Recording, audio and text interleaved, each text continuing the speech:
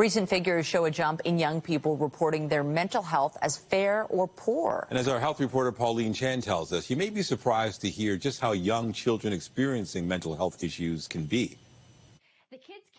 A recent survey of Canadian children and youth aged 12 to 17 showed the number reporting their mental health was fair or poor doubled between 2019 and 2023 from 12% to 26%. And Elizabeth Cawley points out that kids under 15 weren't included in previous studies. So it's hard to compare previously, but what we're seeing now is that 70% of mental health issues start before the age of 15.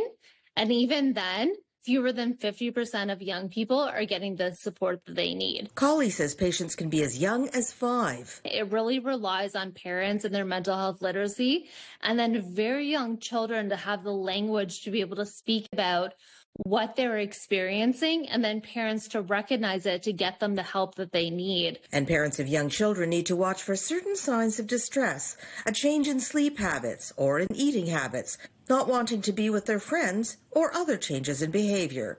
How should parents approach the topic with kids? And it's worth a conversation to say, you know, what's going on in your life? Are you having trouble at school? And to engage in those conversations as an active adult. She says early treatment can help avoid bigger problems later, and it can be as simple as talking with a school counselor. Cawley is calling for a standardized system of mental health education across Canada, and she urges more investment in free services for children so the financial burden won't be a barrier for families. The average cost for psychological support is $220 a session.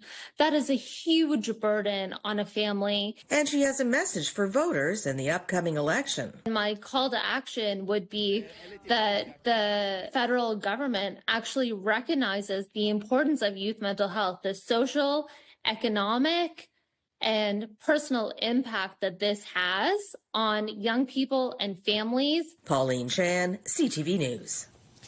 It's perhaps not a big surprise